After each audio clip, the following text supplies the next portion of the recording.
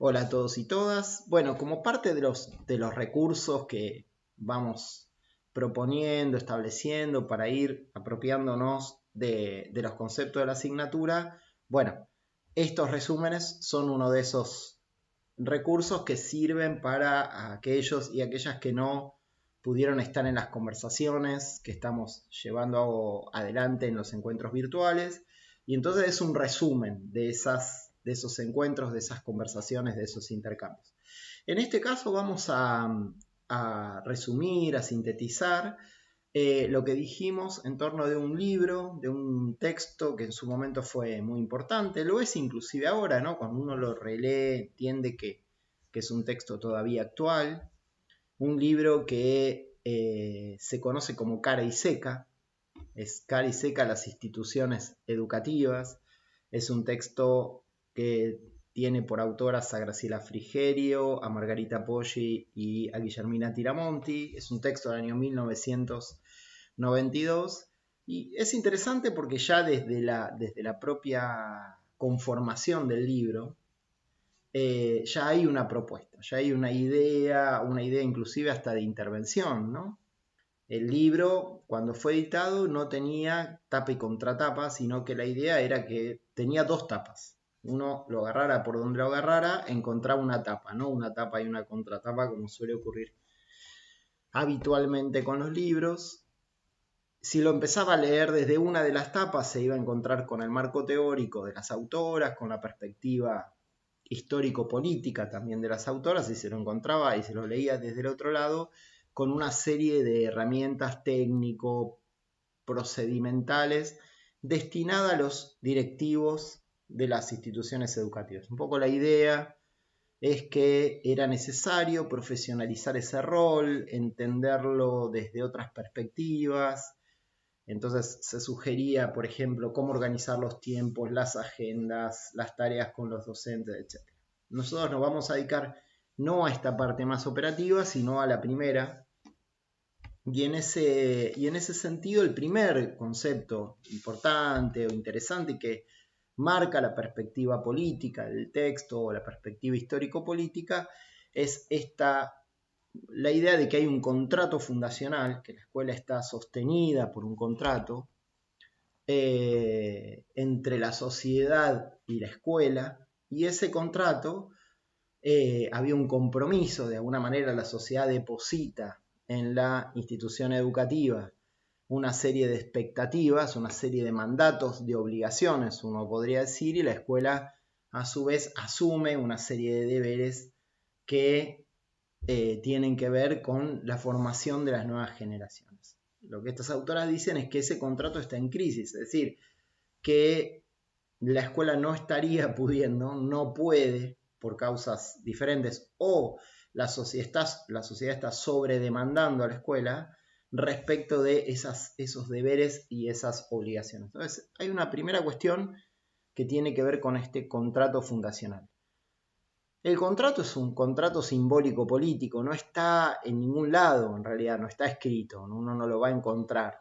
La escuela se hace cargo de dos puntos, la sociedad, pero de alguna manera es un contrato que legitima la existencia de la escuela, que legitima su accionar, que legitima su financiamiento, etc. Entonces hay un primer dato importante, es que hay una situación de crisis, que la Argentina vive una situación de crisis, piensen que el final de la dictadura está prácticamente a 10 años hacia atrás, estamos en el 92, 82-83, pasó el periodo de Alfonsín, un periodo bastante complicado en términos económicos y sociales, viene el menemismo, es decir que el contexto para la escuela, el contexto social es un contexto complejo. Todavía no tiene las características que va a tener a partir de los 2000, y ahí vamos a ver después en el texto de Silvia Duchaski que el carácter con que se lee el contexto social y el contexto económico de la Argentina va a ser otro. Acá es un contexto que todavía parece que es posible reconstituir los elementos propios integrados, digamos, en torno del trabajo fundamentalmente de la sociedad argentina hasta la década del 70 o hasta el golpe de 1976. Pero básicamente el punto es que por diversas cuestiones ese contrato fundacional, ese mandato que la sociedad le hace a la escuela, ese deber que asume la escuela no se puede, no se llega a cumplir de manera eficaz, digamos, ¿no? No hay posibilidad de cumplirlo. Y ahí hay el mandato, está compuesto por estas autoras de 3 elementos, digamos, uno podría decir que está ordenado en 3 ejes. El primero tiene que ver con los valores, es decir, la escuela se compromete a transmitir una serie de valores, hay una suerte de verdad o una suerte de pertinencia en un modo de ser y no en otros, o de promover un modo de ser y no otros, en transmitir una serie de saberes vinculados al mundo del trabajo. Piensen que en este punto también toda la crisis vinculada al desempleo, que comienza con mucha fuerza, empieza con la última dictadura militar, pero después también tiene que ver con el alfonsinismo, también agudiza eso, así que ya no empieza a haber trabajo formal para todos. Y por último, se compromete a producir un saber específico, es decir, a promover el conocimiento de sí misma también, a medida del desarrollo de saberes pedagógicos, didácticos, pero también el conocimiento y la transmisión y la valoración de ese conocimiento para las futuras generaciones. Y estos 3 ejes, estos 3 artículos del contrato, uno podría decir, es un contrato que tiene 3 artículos, que tiene que ver esto con valores, trabajo, saberes, uno podría decirlo así, se soportan o son transmitidos en base a 4 lógicas, ¿no? Una lógica uno podría decir que es la forma en la cual una institución entiende que algo está bien o está mal, que es adecuado o es inadecuado, que es pertinente o no es pertinente. Y estas 4 lógicas son, por un lado, la lógica cívica, es decir, la formación de ciudadanos, ¿no? Entonces hay cosas que son pertinentes para formar ciudadanos y cosas que no son pertinentes. Bueno, por ejemplo, la conmemoración de los actos, etc. Entonces hay una lógica cívica que atraviesa la escuela. También hay una lógica doméstica para estas autoras. Piensen, por ejemplo, en las marcas de género, es decir, la idea de que las responsabilidades, las tareas, los roles sociales están de alguna manera segmentados por género. Una lógica económica vinculada fundamentalmente al trabajo, es decir, que la vida, los recursos, el salario debe ganarse a partir de ciertas prácticas vinculadas al ahorro, al trabajo y no a la especulación, supongamos. Y por otro lado, la lógica de las ciencias, es decir, y bueno, ahí estamos hablando por un lado de la lógica formal, para el caso de las matemáticas, o para el caso de las ciencias naturales o las ciencias sociales, bueno, otro tipo de validación del conocimiento, pero estamos pensando en que si la escuela enseña determinadas cosas que son validadas a partir del conocimiento científico.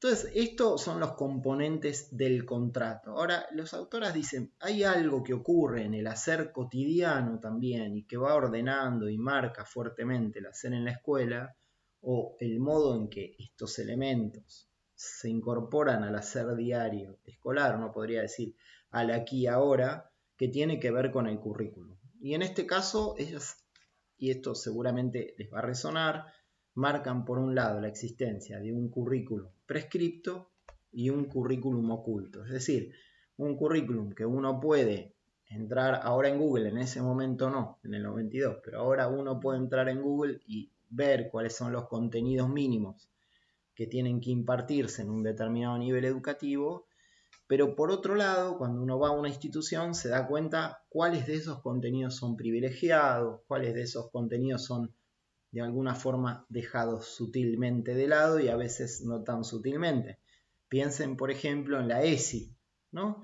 Es decir, hay una ley nacional que establece que deben impartirse determinados conocimientos vinculados a la educación sexual integral y eso después es releído, reinterpretado por cada una de las instituciones. Bueno, esa reinterpretación para estas autoras, y es interesante pensarlo, tiene que ver con este currículum oculto frente a este currículum visible a la vista de todos, digamos, ¿no?